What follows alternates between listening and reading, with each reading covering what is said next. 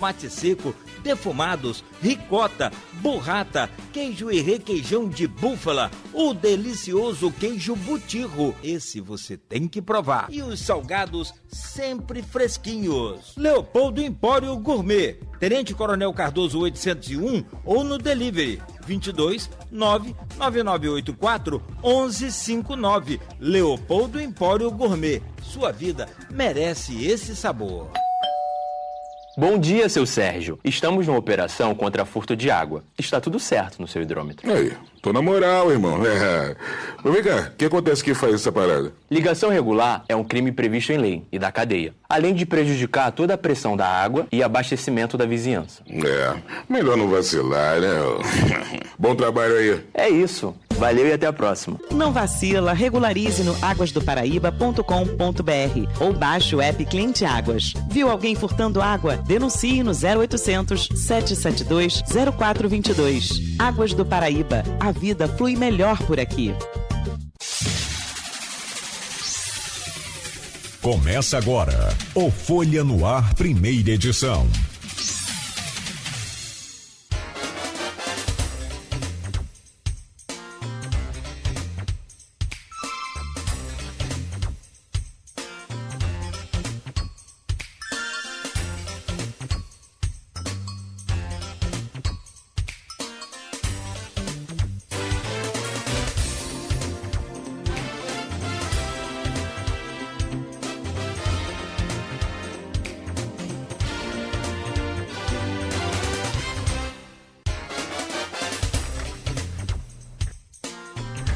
Quarta-feira, 13 de agosto de 2025, começa agora pela Folha FM 98,3, emissora do Grupo Folha da Manhã de Comunicação, mais um Folha no Ar. Estamos ao vivo no Face, YouTube, Instagram, você pode conferir este programa daqui a pouco em todas as plataformas de podcast, vai estar lá disponível também em podcast.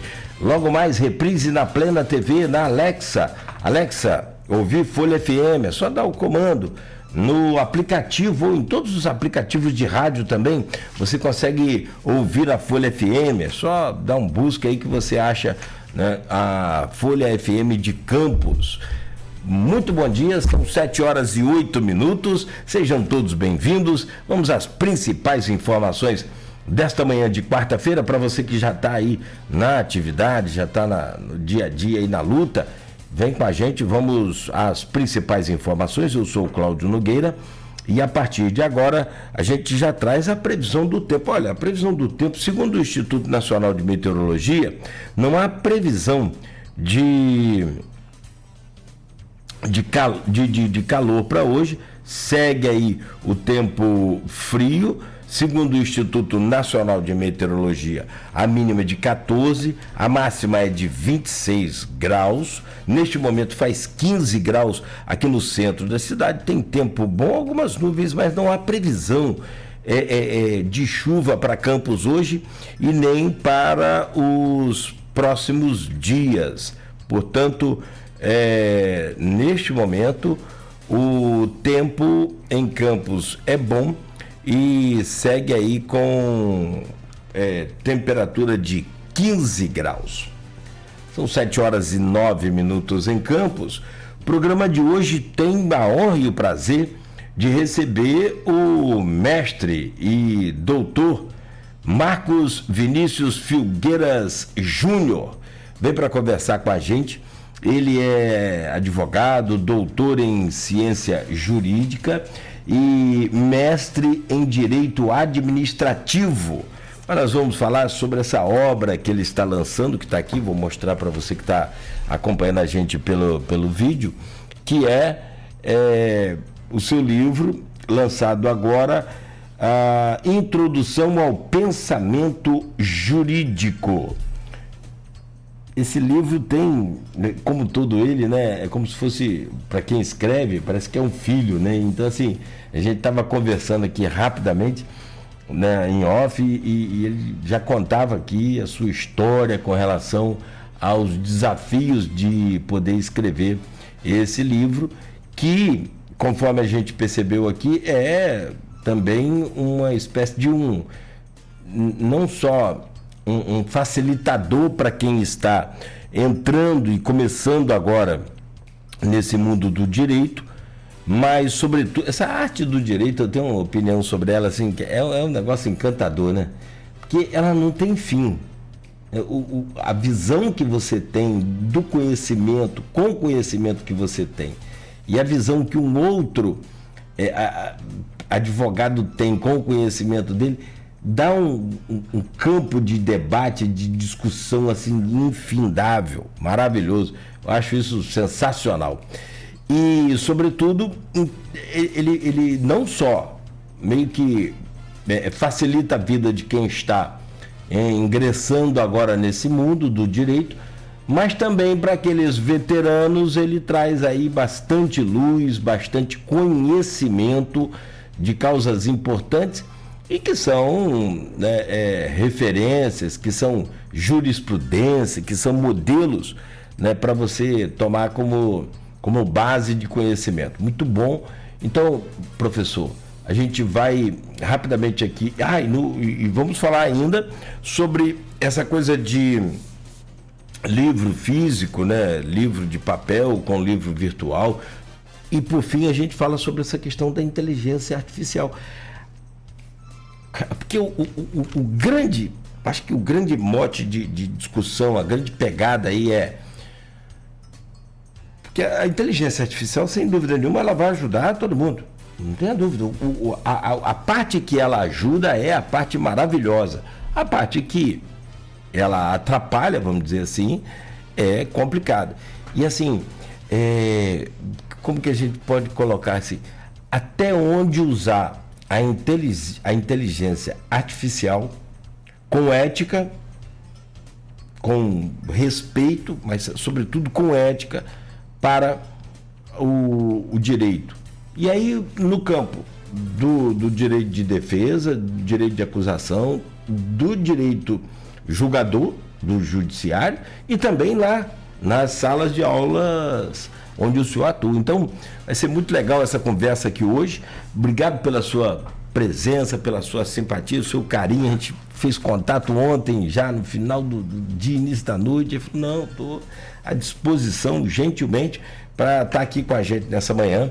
O doutor Marcos Vinícius Filgueiras Júnior, com a gente para falar sobre esse livro. E, sobretudo, doutor, parabenizá-lo pelo mês estamos na semana do advogado, no mês do advogado, né? Agosto é o mês do advogado, parabéns. E a todos os advogados, a todos os que atuam nessa área, como eu disse, fabuloso, eu sou e também gosto muito dessa área do direito, que é encantadora, que é uma coisa assim extraordinária. Então, parabéns de antemão. Daqui a pouco eu vou trazer o seu bom dia, mas sobretudo obrigado pela sua presença aqui. Bom, um beijo para Suzy.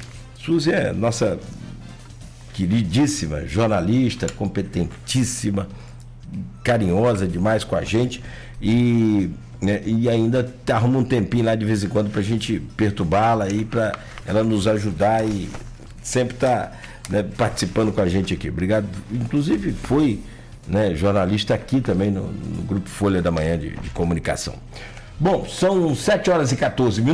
Vamos lá, vamos rapidamente aqui só passar pelo Jornal Folha da Manhã, porque hoje tem um impresso, né, o Jornal Folha da Manhã, e a gente segue com essa entrevista já com o doutor Marcos Vinícius Filgueira Júnior. Como a gente já disse, é doutor em ciência jurídica e mestre em direito administrativo.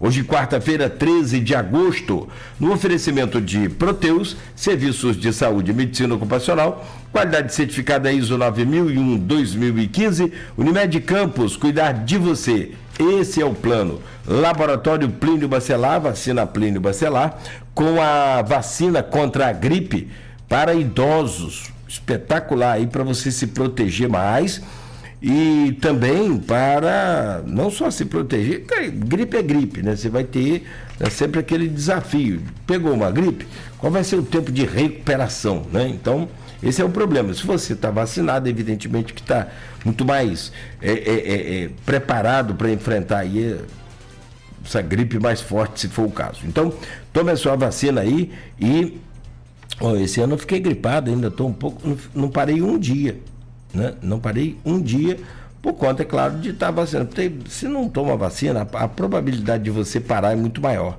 Então fique atento aí.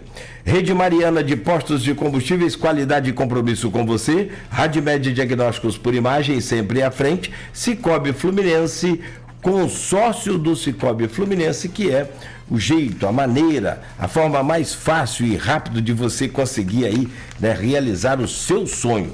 É o sonho da casa própria, do apartamento. Então aproveite, passe aí agora rapidamente, né, a fazer o seu consórcio e comece hoje mesmo a realizar o seu sonho.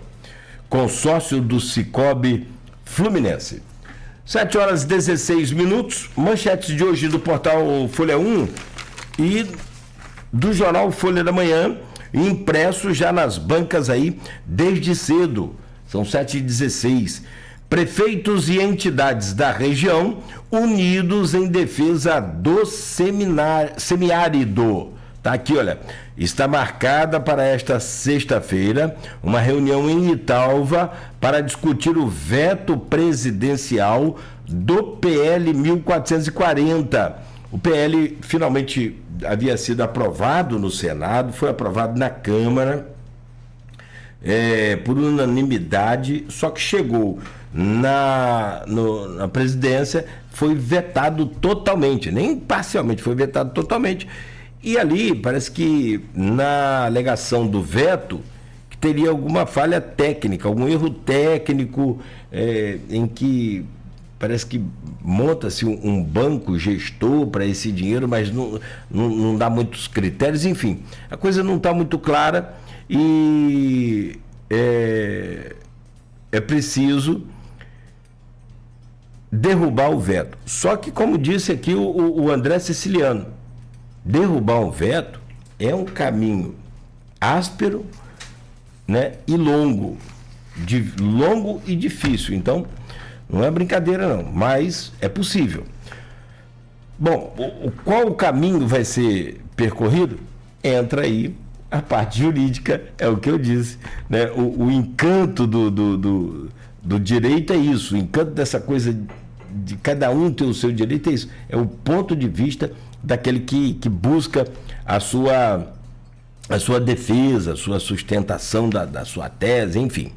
Bom, está aqui na capa da Folha da Manhã, Operação Lagoa de Cima coíbe ocupações em áreas protegidas, INEA, Marinha e Polícia Ambiental. Aí agora sim, diante desse conteúdo aqui produzido pelo INEA, Marinha, Polícia Ambiental, aí aciona-se o Ministério Público, né, e não ao contrário, conforme muita gente queria ou cobrava, né? Primeiro os órgãos que têm o poder de fiscalizar, controlar e de policiar, se for o caso, esses ambientes. E aí sim agora, né, aquele de promover as ações através do Ministério Público.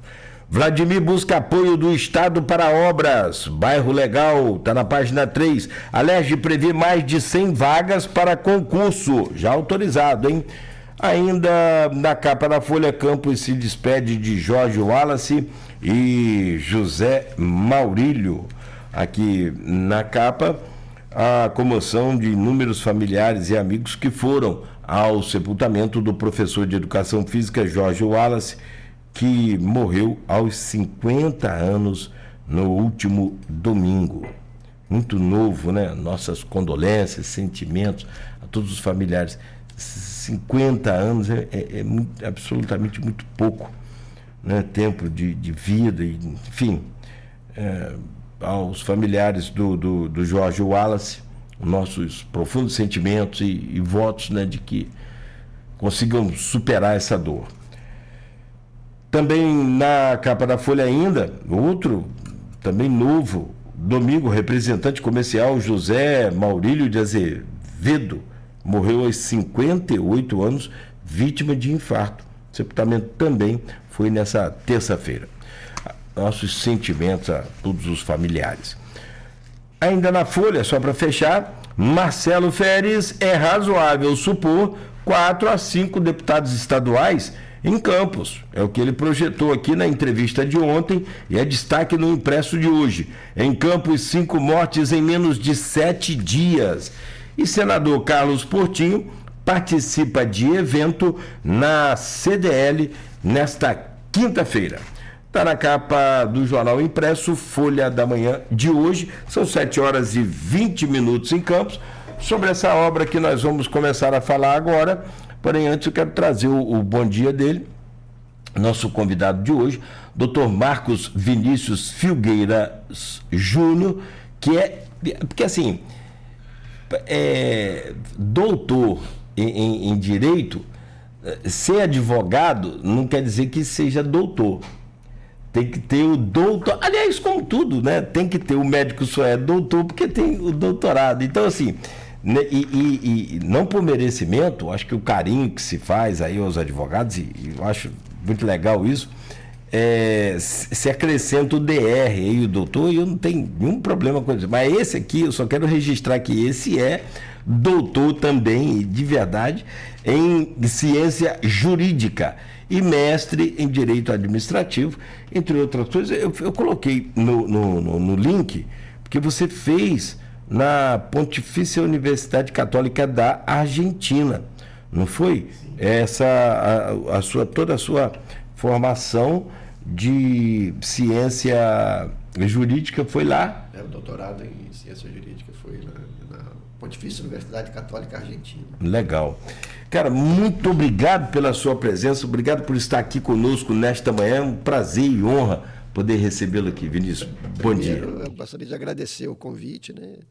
E aí dar um bom dia a todos os ouvintes da Folha FM, e que é uma honra também estar aqui para poder discutir, né? Trocar umas ideias, experiências, e para mim é sempre uma alegria falar do direito, falar das questões jurídicas, do conhecimento jurídico, né?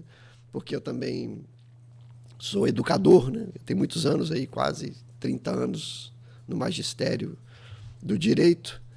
Portanto, também é um prazer falar, é importante falar sobre o conhecimento jurídico, não só da experiência jurídica, da operação jurídica do dia a dia, tão difícil, né? E tão complicada. Mas, enfim, é um prazer, uma alegria muito grande estar aqui. Posso te chamar de professor? Pode chamar. Ou prefere doutor? Não. Doutor, professor ou professor, doutor? Pode chamar de professor, de Marcos, sem problema. Marcos. Marcos, vamos lá. Cara, assim, diz que todo homem tinha que ter o quê? Tem que ter um filho, plantar uma árvore e escrever um livro, né? Eu estou no meio do processo, porque plantar árvore e filho, eu caprichei bem nisso. Agora, escrever, eu acho que eu não sou muito bom, sou bom mais ou menos de falar. Mas, assim, e aí, todo esse processo de escrever um livro, como esse que você traz aqui, que é a introdução ao pensamento jurídico, eu quero chegar nessa parte aqui, o motivo de você criar essa obra. Mas a gente teve uma conversa aqui em off tão bacana, tão legal, que eu queria que você contasse um pouco da sua história pessoal, o porquê desse livro agora, porque assim, e também para você escrever um livro, um conteúdo sério, não é aqueles livros, não são aqueles livros feitos pela IA, isso aqui é livro de base de pesquisa. Então eu queria que você contasse um pouco sobre você até chegar a esse livro. Bom, sobre a minha história, assim, rapidamente, na verdade, eu sou mineiro e vim para a cidade de Campos aliás, esse mês faz exatamente 39 anos que eu vim para a cidade. Eu cheguei aqui, curiosamente, no dia 11 de agosto de 1986. Quer dizer, eu cheguei aqui no dia do advogado, né? Curioso que é o dia exatamente comemorado o dia do advogado. E aí, você já era advogado? Não, eu cursei aqui na Faculdade de Direito. Sim. Cursei aqui na Faculdade de Direito. Você é da onde de Minas? De Carangola. Opa, legal. É para vizinho aqui, né? Perto, não é longe, próximo da fronteira aqui. Uhum. Né? Então, vim para cá porque eu trabalhava no Banco do Brasil. Aí depois eu saí do Banco do Brasil e fui aprovado no concurso, na época, então, o FENORTE, e hoje é o ENF, né? Sim. Então, eu trabalho como advogado público lá. E, assim, comecei a cursar o direito aqui, cursei o direito aqui, depois eu fiz um mestrado em Direito Administrativo em São Paulo, na PUC São Paulo, e depois o doutorado na Católica Argentina. né? Mais recentemente. E com relação ao livro, esse na verdade é meu 4º livro. Mas esse livro ele tem um caráter muito especial. Por quê? Primeiro porque de longe foi mais difícil do que a tese de doutorado. E a razão é porque é um livro de introdução e que aborda várias disciplinas em conjunto. Ela tem um pouco de filosofia do direito, tem um pouco de teoria do direito e tem um pouco da dogmática do direito, né? A técnica mais de aplicação do direito concreta. Então, exigiu, né? Exigiu muita leitura. E a ideia do livro, na verdade, era para mais para frente. É uma ideia de uma pesquisa que requeriria mais maturidade, mais tempo de leitura, mais profundidade. Então, eu tinha essa ideia, porque esse livro também ele é fruto das minhas notas de aula das disciplinas de introdução ao estudo do direito 1 e 2, no Isicenza. Então, como eu falei, eu tinha essa ideia de fazer esse livro mais tarde. Porém, a vida nos surpreende com vários fatores, com várias lutas que não escolhemos. São lutas que nos surgem e que nos transformam a vida, né? Nos faz com que tenhamos uma reflexão diferente da vida. E o que aconteceu comigo foi o diagnóstico de Parkinson, que eu tenho desde o final de 2023, mas cujos sintomas vieram no começo de 22. Eu nadando comecei a perceber alguma descoordenação mínima e tal, e fui em busca da investigação. E aí o diagnóstico do Parkinson não é um diagnóstico simples, não há um exame de sangue. Hoje o biomarcador do Parkinson é um biomarcador que você não consegue medir, que é o que a gente chama de alfa-sinucleína, que é um acúmulo de uma proteína na célula nervosa do cérebro, nas células nervosas, e aí começam a desorganizar a comunicação, especialmente, no caso do Parkinson, a dopamina, né? A baixa de dopamina.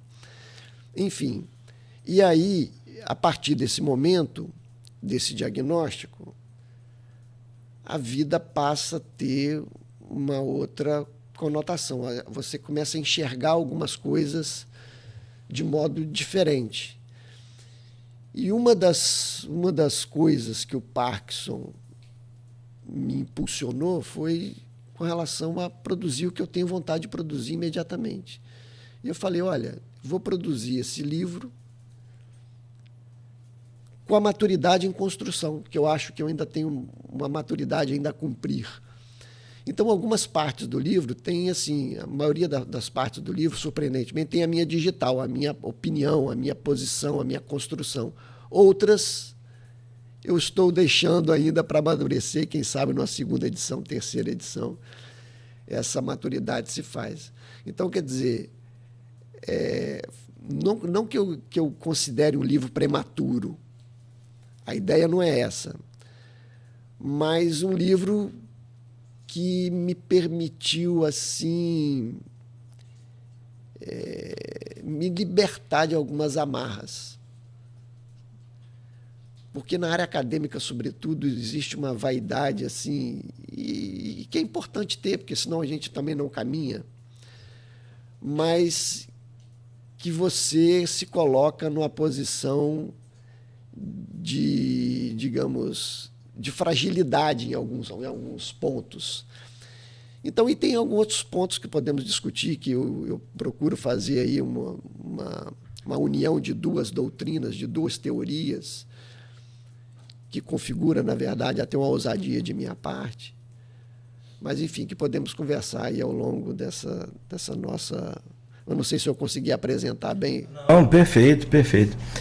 Assim, eu acho muito legal quando você compartilha com a gente uma questão pessoal, né? E que você traz como exemplo para a gente uma nova forma de ver, sobretudo, o tempo. O que a gente pode fazer nessa vida com o tempo que a gente tem. Porque assim, a morte é uma companheira inseparável da gente. Mas é aquilo que você falou. Porque na verdade a gente não. Você estando bem, você não pensa em certas coisas. E aí, ninguém fica pensando em morte, não é para pensar em morte mesmo. Só que você deita e acorda, respira e faz qualquer coisa com ela. O resto, ninguém te acompanha tanto quanto a morte. Só que quando você passa a entender mais sobre o tempo, e aí não é questão de morte, é questão. Porque Ayrton Senna falava: a única certeza que a gente tem é sobre a morte. Porém, a gente não consegue entender o tempo. E como pautar o tempo na vida para fazer as coisas importantes que a gente quer deixar. Acho que você compartilha isso de forma muito, muito clara, muito simples.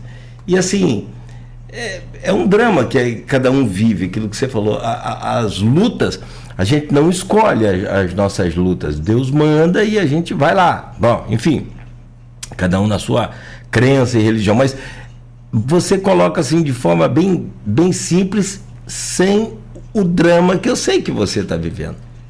Porque assim, eu até coloco, eu tenho um epílogo nesse livro que não é um capítulo comum nos livros de natureza que se pretendem científicos, né? Um livro que expõe essa condição pessoal. E é exatamente isso, né? Eu coloco que a vida é uma tragédia. Tragédia, o que significa tragédia? Tragédia, trágos. Édia significa canto ao bode, que na mitologia grega se cantava para louvar o Dionísio, para que ao final pudesse fazer o sacrifício do bode. Então a vida é morte no final. Então a vida é uma tragédia. Só que eu não preciso viver a tragédia diariamente. Então eu escolhi viver não da tragédia antecipada. Eu digo isso porque o Parkinson, eu gosto também de falar sobre o Parkinson, não tem nenhum problema, para desmistificar, entendeu? Porque há muito preconceito também com relação à doença, para que as pessoas entendam de uma forma diferente que é possível ter uma vida boa, né? Desde que você também busque o que existe de melhor para combater, que ela não tem cura, mas para controlá-la, para melhor controlá-la. Então, assim, esse capítulo, que eu chamo de epílogo, mas com espírito de prólogo, ele coloca exatamente isso, essa opção de que buscar e seguir a vida, né? Viver a vida intensamente e realizar os seus projetos, valorizando o tempo que nós temos, é algo que o Parkinson me proporcionou. Eu costumo, na minha terapia, dizer que o meu terapeuta costuma dizer que olha, de fato, a doença te traz efeitos, reflexos que são ruins. Lidar com isso, eu sou lembrado dela 24 horas por dia. Porém, é importante perceber que ela também me abriu outras portas, ela ampliou minha capacidade de ser. Um dos exemplos é a própria obra que se encontra aí. Então, assim, é um outro aspecto, é uma outra perspectiva. A gente não pode olhar a vida só numa única perspectiva. Então, nesse particular, o Parkinson tem relação direta com esse livro e tem relação direta com também uma ampliação da minha capacidade de ser. Então, é possível conviver com a doença. Claro, é uma doença sistêmica, funciona de cada um, vai funcionar de um jeito. Eu não tive vários sintomas que normalmente se costuma ter. Esse é um problema, né, cara? Às vezes. E aí atrasa a detecção. Esse é um problema. Eu tive a vantagem de conhecer de buscar imediatamente. Então, essa é a primeira, assim... Primeiro conselho, se é que a gente pode falar assim, qualquer alteração motora, qualquer alteração no olfato, qualquer alteração no funcionamento do intestino, a visita ao neurologista é importante, porque identificar essa doença mais cedo, ou qualquer outra doença neurodegenerativa, a forma de enfrentá-la pode se alterar. Então, eu acho que também o livro serve para isso, para tratar de ter uma função, digamos, social nesse aspecto, desde que eu me dispa um pouco da vaidade, porque tem um aspecto difícil de lidar, né? Quando você tem um diagnóstico no primeiro momento, parece que o mundo caiu, né? A doença incurável e tal. E a partir do momento que você começa a enfrentar, estudar um pouco, buscar informações. Aliás, outra informação importante é que a Michael J. Fox Foundation, o Michael J. Fox tem uma fundação que estuda só o Parkinson, que ele tem Parkinson há mais de 30 anos, eu acho. Enfim, então esse é um aspecto importante da obra. E há uma evolução. Sim. É uma coisa trágica trazendo uma outra coisa boa. Enfim, né? Então vamos lá, vamos falar dessa obra. Introdução ao pensamento jurídico. Quando você lê o título, você logo pensa assim, poxa, o pessoal que está começando na área é uma fonte muito importante de pesquisa, de conhecimento. Mas eu já li que também ele é meio que não só um manual, né, vamos dizer assim, mas é também uma luz para aqueles que já estão, né, veteranos também na área. Me fala qual a sua proposta de fato aqui nessa obra. Como eu comentei inicialmente, de fato, assim, ela era pensada inicialmente ser um manual para quem está iniciando, né? No entanto, assim, e também com a proposta de tentar tornar um aspecto teórico do direito, porque tem um aspecto muito abstrato, teórico, mas apesar dessa natureza própria do direito ter um aspecto teórico, abstrato, filosófico, sociológico, eu tive assim o objetivo de tornar prática o mais prático possível. O que eu quero dizer com isso? Eu busquei mostrar que toda reflexão filosófica, abstrata, ela tem uma implicação prática no direito. Então, se a gente entende que o direito, por exemplo, toda norma jurídica tem que ser moral também, isso na hora de ter um julgamento, eu estou falando um julgamento concreto mesmo, isso tem uma implicação. Porque tem uma outra concepção que diz, olha, o direito não se confunde com a moral. A moral já foi dada quando o legislador escolheu aquela norma e não outra. Então, veja, são duas concepções filosóficas que existem. O justnaturalismo, ou seja, aqueles adeptos do direito natural que acham que existe um direito superior ao direito posto pelo homem político. Então, veja bem, essa discussão da relação do direito com a moral é uma discussão que passa por ali. Então, eu procuro mostrar, além das teorias que embasam um lado e outro, eu coloco como a consequência prática disso. Se você adere a uma concepção, isso implica, por coerência, dar uma determinada solução em determinados casos. Então, assim, essa foi uma ideia básica de tentar aproximar a prática, a realidade, o cotidiano das pessoas, a teoria do direito, sobretudo daquele que está chegando na universidade. Mas acontece que há situações ou há posições que eu adoto que mereciam uma explicação.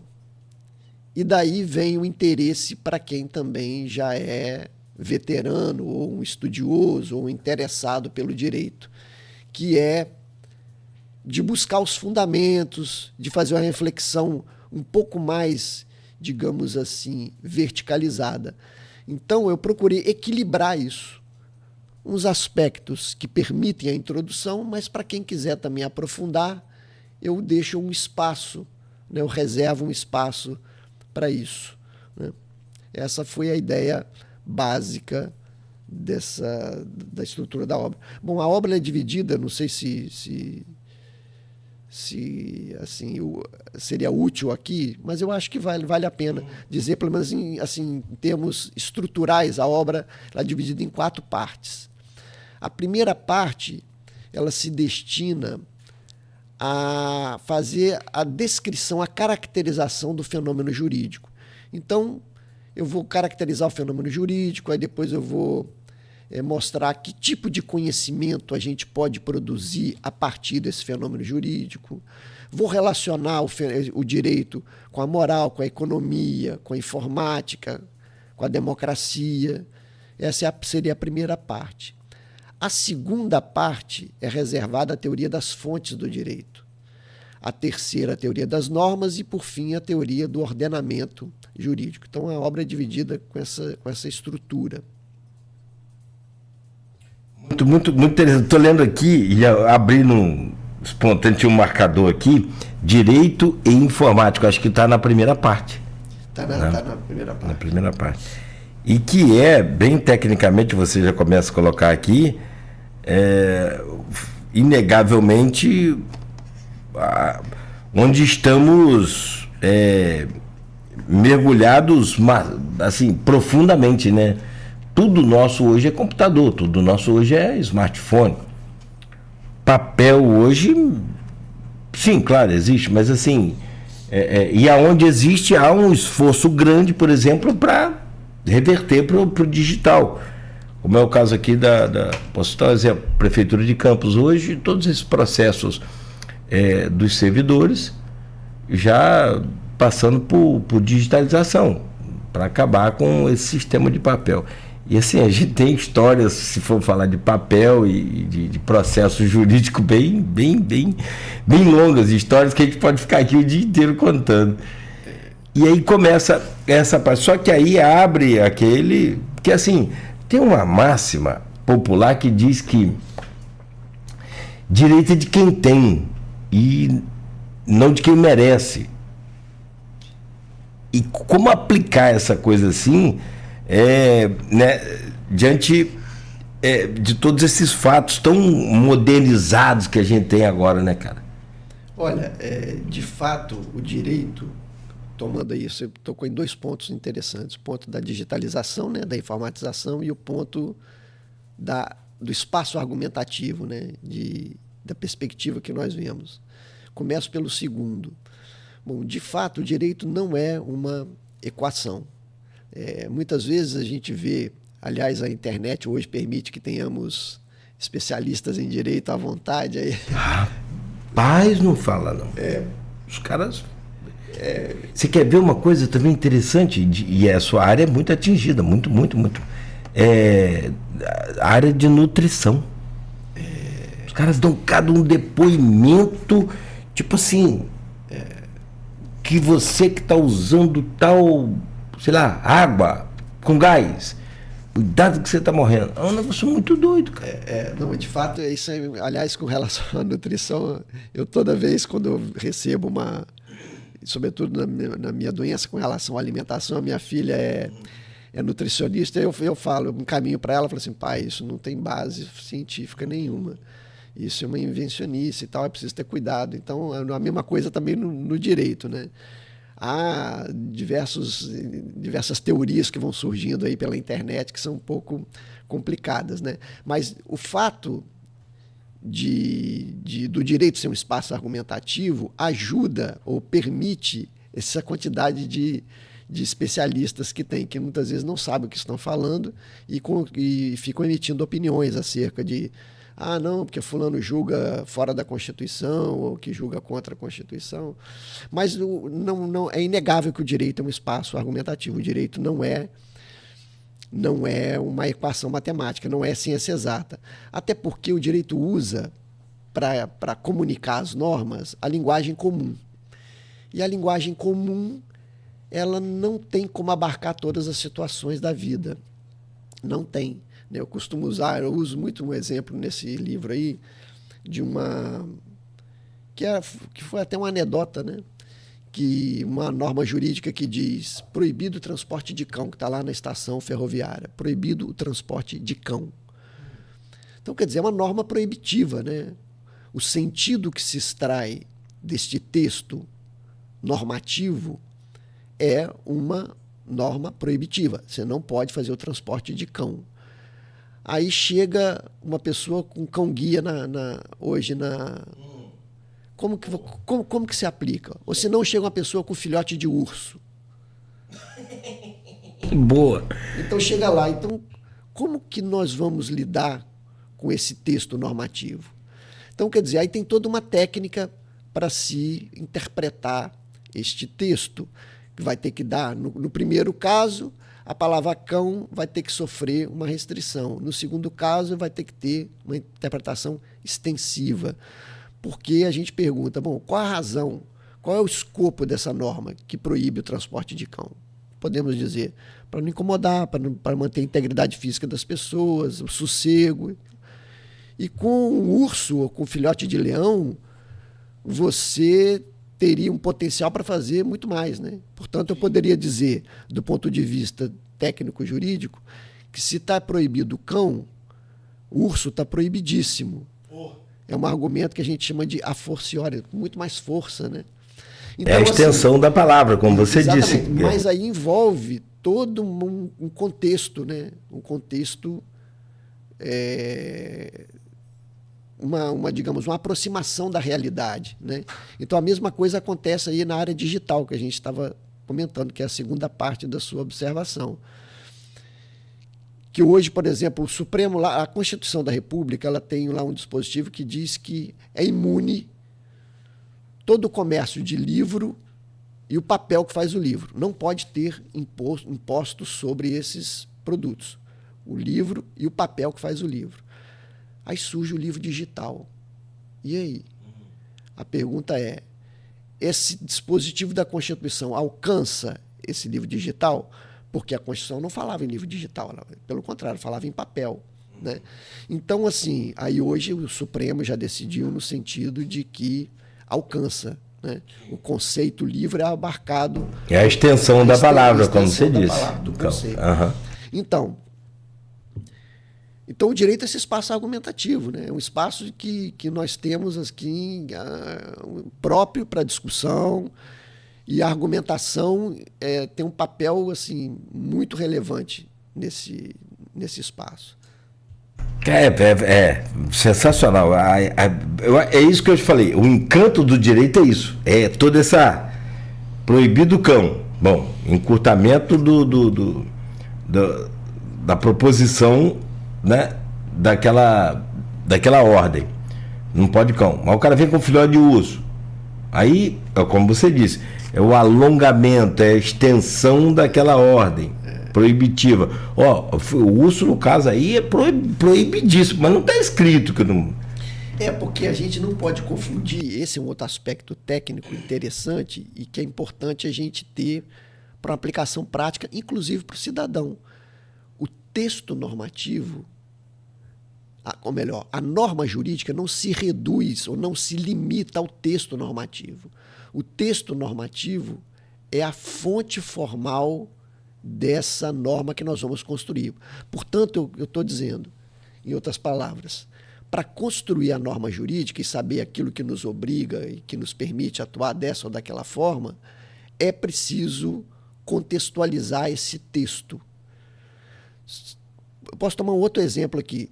O artigo 233 do Código Penal diz que é condenado, né, é apenado o ato obsceno. Esse é um texto de 1941, que é o do Código Penal. Como que se aplica esse texto em 1950 e como se aplica esse texto em 2025? Antigamente, se um casal se beijando na Praça São Salvador, em 1950, estava em curso nessa pena. Hoje estaria? Evidentemente que não. Não se configura um ato obsceno. Então, para dar sentido a um texto, é preciso estar mergulhado na cotidianeidade, na mundaneidade, porque sem o sentido atual, de onde se localiza o intérprete na história, não é possível dar sentido a um texto. Então, o direito, quem pretende se dedicar ao direito, é preciso ser um bom leitor da realidade. Por isso que eu digo para os alunos, mas eu tenho que aprender sociologia também nos primeiros períodos. E o que isso tem a ver? Isso é apenas para tornar a minha trajetória no direito mais erudita? Não, porque você tem que ser um bom leitor de fatos. Você tem que saber fazer a leitura da realidade. Se você não souber fazer a leitura do mundo como ele se apresenta, com a informatização, com a digitalização, por exemplo, você não tem condição de fazer uma aplicação adequada do direito. Então, o espaço argumentativo do direito exige essa leitura apropriada da realidade. Né? Eu estou rindo, você está vendo eu rir aqui, porque quando você fala em sociologia e o aluno retruca, mas para que eu tenho que aprender sociologia? Eu estava vendo, nada a ver com o que eu vou falar agora aqui com o que você que eu quero te perguntar. Eu estava vendo o encontro das placas tectônicas, um dos encontros dessas placas tectônicas. E quando era a placa tectônica americana, nossa aqui, da América, com a placa tectônica da Euroásia. Ela pega um pouco da Europa, né? E quando a minha professora de geografia falava sobre placa tectônica, eu falei, gente, para que eu quero aprender? Eu tinha lá, sei lá, criança, aprender sobre placa tectônica. Que coisa legal, a vida me dando as bufetadas depois de velho, tá vendo aí? Por que você não quis aprender? Né? Porque eu falei, que placa tectônica? Eu falei, não, placa tectônica. Então, assim, e como que a gente usa, né? Sem entender depois lá na frente, como você precisa aprender lá na frente, você vai acabar usando de alguma forma. Eu preciso de usar. Quando você falou sobre sociologia, eu lembro virou meme, de que tudo agora vira meme.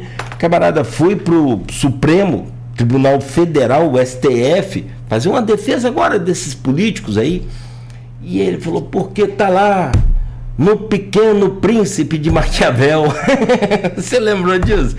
Cara, que é muito doido. Falei, então, meu filho, quando se algum aluno, sugestão minha, se você já não faz, se algum aluno chegar para você e falar assim, professor, sociologia, vê esse meme aqui, pra você não pagar esse mico aqui lá na rede nacional. Curiosamente, isso já foi para a sala de aula, inclusive. Já foi? Já foi para a sala de aula. Isso é muito interessante, é divertido, sim, por um lado, mas é trágico por outro. É a tragédia. Eu confundi Saint-Exupéry com a obra de Saint-Exupéry, o Pequeno Príncipe, né, com o Príncipe de Maquiavel. Não tem nada a ver. Príncipe de Maquiavel não tem absolutamente nada a ver. Agora, eu abri assim, a esma, que eu abri de qualquer maneira, aleatoriamente, e achei na página 74, e acho muito pertinente. Eu vou precisar fazer um intervalo, mas assim, eu vou deixar esse gancho aqui para o próximo bloco, porque o ouvinte está muito antenado hoje também, nessa questão política. E traz aqui um debate que você falou sobre tudo, o que é o direito de fato. Por exemplo, o cão, proibido o cão. E aí eu quero aprofundar, te pedir a gentileza de aprofundar nisso, que é o direito de liberdade de expressão, que nós, claro, jornalistas, radialistas, apresentadores, todos nós, todo mundo defende o direito de se expressar. Mas o que é o direito de se expressar? Até onde vai esse direito? Por exemplo, aqui nós somos uma emissora de rádio outorgada pelo governo federal. Então você sofre, naturalmente, aqui todo o rigor da lei de controle e dessa sessão feita pelo governo e das sanções possíveis para classificação de idade. Eu não posso usar qualquer... Porque às vezes você vê um podcast, vê o pessoal falando palavrão qualquer hora... Isso é outra coisa. Aqui é uma emissora outorgada, mas assim, eu queria entrar exatamente nisso, porque tem muita gente falando que não tem mais como se expressar, tá? Acabou a democracia no Brasil, e aí eu queria entender um pouco mais sobre isso, juridicamente, tecnicamente, com sua experiência nesse campo. E você traz aqui na página 74, vou soltar aqui, ó, Infocracia e o Direito, a urgência da regulação.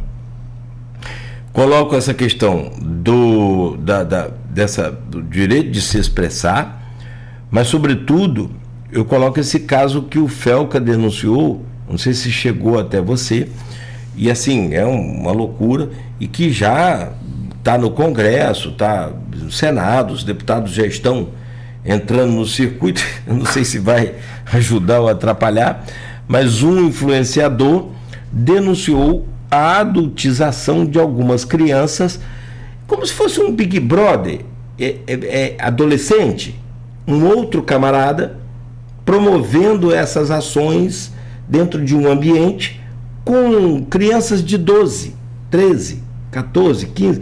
Tem a Camilinha, que é a mais conhecida, uma menina, e que não é personagem, é vida real, entrou lá com 12 anos, já está com 17. E a exploração de cenas, e aí a adultização, com poucas roupas dessas crianças. Eu vou pegar, enquanto a gente faz uma pausa aqui para o intervalo, você vai ver, porque assim, porque tem muita gente que está contra a regulação da internet, que acha que tudo é Alexandre, né? Agora, Alexandre de Moraes, que também não concordo com tudo que ele faz, eu até queria ouvir sua opinião também sobre isso. Aliás, vamos ter que entrar nessa seara popular e depois a gente continua falando, porque assim, é uma prática do que a gente pode fazer aqui hoje.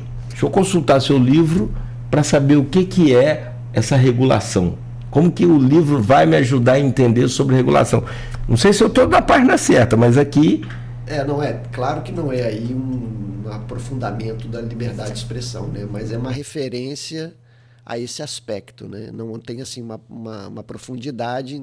O objetivo não é enfrentar essa temática, mas ela passa por digamos assim, levantamento do problema. Porque em alguns aspectos, esse livro de introdução, é muito mais importante que ele levante o problema, coloque as perguntas bem feitas, para que as reflexões acerca das respostas possam ser maturadas. E esse é um tema, mas podemos conversar sim. Então, perfeito. E é por isso que eu falo, porque o livro é de fato realmente um manual. Até onde vai o direito da gente de se expressar, a liberdade de expressão, a liberdade de imprensa. Então, vamos lá. São 7h58, uma pausa rápida aqui no Folha no Ar. O Dr. Marcos Vinícius Filgueiras Júnior conversa com a gente sobre este livro, a introdução ao pensamento jurídico, né? Tá aqui, enquanto a gente mostra aqui para você, e a gente volta, a gente continua conversando sobre o livro. Daqui a pouco a gente vai falar também mais sobre essa questão da inteligência artificial e tudo mais. São 7h59 em Campos. Rápida pausa. Quem comentou aqui foi o Leonardo Monteiro, pessoal dando bom dia aqui nas redes, e ele diz aqui, ó, bom dia, parabéns pelas elucidativas explanações. Está lá no Face o comentário do Leonardo Monteiro. Bom, 7h59, pausa rápida, a gente volta a seguir no oferecimento de Proteus, Unimed Campos, Laboratório Plínio Bacelar, Vacina Plínio Bacelar, Rede Mariana de Postos de Combustíveis, Radmed Diagnósticos por Imagem e também no oferecimento do consórcio do Sicoob Fluminense, que é o jeito fácil, prático, rápido para você adquirir aí os seus bens, realizar o seu sonho. Fique ligado aí, consórcio do Sicoob Fluminense. E tem uma dica agora da equipe da Nauta XP, para você investir bem o seu dinheiro, confira aí, cuidado, hein? Vai para qualquer lugar não.